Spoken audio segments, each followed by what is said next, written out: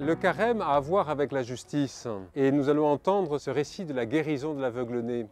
Avant de le guérir, Jésus s'adresse à lui et il va le rétablir dans la justice parce qu'on se posait la question, est-ce lui ou ses parents qui ont péché pour mériter un tel châtiment? Ni lui ni ses parents n'ont péché. Jésus rétablit la justice et nous-mêmes, nous devons aimer la justice. Alors le jugement appartient à Dieu seul, mais il nous appartient à nous d'aimer la justice et d'être attentifs à rendre à chacun ce qui lui est dû dans la variété des situations où l'on se trouve, où on est en relation les uns avec les autres.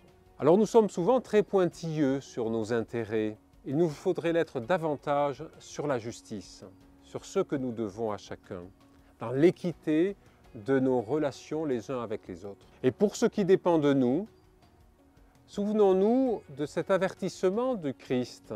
Si votre justice ne surpasse pas celle des pharisiens, etc., etc. Voilà, nous savons avoir une justice rigoureuse. Et donc ne pas faire aux autres ce que nous ne voudrions pas qu'ils nous fassent. Rien que cela, eh bien, le monde s'en porterait mieux. Mais nous devons élargir notre regard parce qu'il y a des situations qui dépassent nos interactions personnelles, le poids d'une histoire particulièrement lourde, des capacités affectives, intellectuelles ou sociales qui sont différentes ou qui sont déficientes, des obstacles de santé ou parfois des contraintes anormales ou extraordinaires qui vont peser sur certains plus que sur d'autres.